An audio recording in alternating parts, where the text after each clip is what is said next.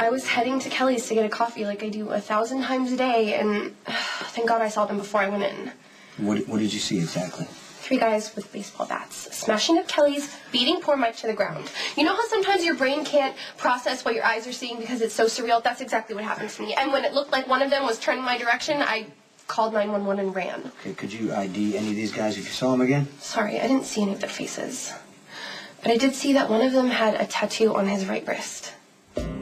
Well, the strike against Morgan's truck yard went off without a hitch. He never saw us coming.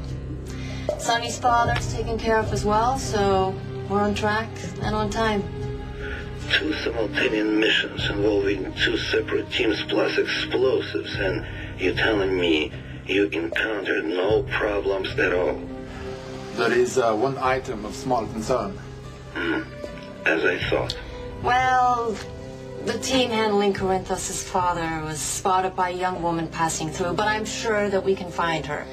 Would you like her to be taken care of the same as the old man? Are you sure you weren't seen? Well, kind of. Yes or no, Maxie? Well, I'm sorry. As soon as it looked like he might be able to see me, I just ran. I didn't see his face. I don't know if he saw mine. Okay, if I may interject, Maxie has only relayed what she's seen through her eyes. Her beautiful... But what I mean to say is that we have other senses. He's asking if you... Did you hear anything? Oh, now that you mention it, they were arguing in some other language, and it could have been Russian, because they sounded like the guys who broke into the Crimson office. Okay, did you tell Mac any part of this? No, and I didn't give the 911 operator my name either. Good. Good, you did good.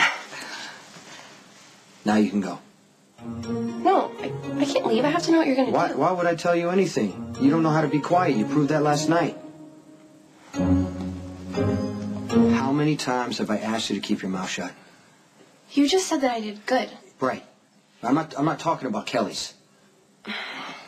I assume you're talking about Elizabeth. I sound like I went and told the police or anything. Well, you shouldn't have said anything at all. Okay, I'm sorry. I was wrong. I shouldn't have rubbed you and Sam in Elizabeth's face, but she was being really bitchy to me, and I couldn't help it. It doesn't even matter, because this is part of a bigger problem. Because of Spinelli, I've allowed you access to my home and my office, and you hear things you shouldn't hear, and he tells you things you shouldn't know. That's not very fair. I mean, I've proven to you over and over again that I know how to keep a secret.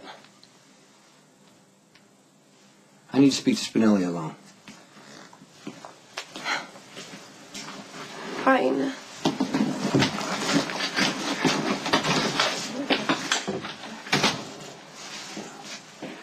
I apologize for Maximi's lapse in judgment. You know, she's a very passionate creature, and sometimes her emotions override her common sense. But I promise to avoid exposing her to any further inner workings of the business. If you could just find it in your heart to allow me to retain her as a friend. Okay, I'm not here to dictate your friends, okay? I'm just telling you, be careful, because Maxie has a little bit of Carly in her.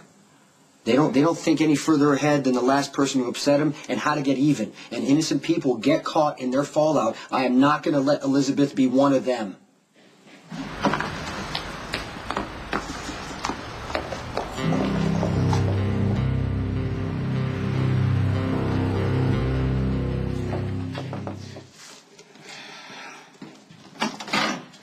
Maxie, what are you doing here? I owe you an apology. Kind of let anger override discretion. Oh, no, this should be good. I went to the hospital yesterday to see Robin, and Elizabeth was there.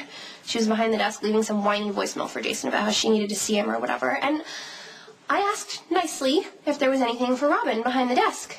She had the nerve to go off on me. And then she said she was going to say bad stuff about me to Spinelli, and that really pissed me off. So when I saw you and Jason at the penthouse later and you guys were all soaking wet, I mean, it looked suspicious on the surface, and I was still really mad at Elizabeth, so... I know. I'm sure you made a beeline to the hospital to tell Elizabeth that he and I were hooking up or something. I'm so sorry, Sam. That was not fair to you or Jason. No, it's okay. You know, it's probably actually a good thing that Elizabeth walked in when she did. Okay. If I'm going to be honest, I guess I have to admit that as crazy as the whole situation with Jerry was, part of me really, really, really loved it. People think I'm weird. No, listen, not the part where I was bound and threatened hourly by that sociopath, but I loved having to think on my feet. I loved the stakes. It reminded me of me, the old uncensored me. I haven't felt that way in a really long time. You kind of sound like Luke Spencer. Maybe you should start hooking up with him. No, please. I've already found my perfect partner in crime. Okay, it's been so long. I kind of forgot how well-matched Jason and I are. We make a really, really good team, at least where lives are at stake. We didn't even have to talk. That must work out really well for Jason. Oh, come on. So anyway, who cares, right? Everything's over. Jerry's dead, and I'm not sorry for anything that happened. I was due for an adventure, and I really, really liked it. The adventure itself, or going through it with Jason?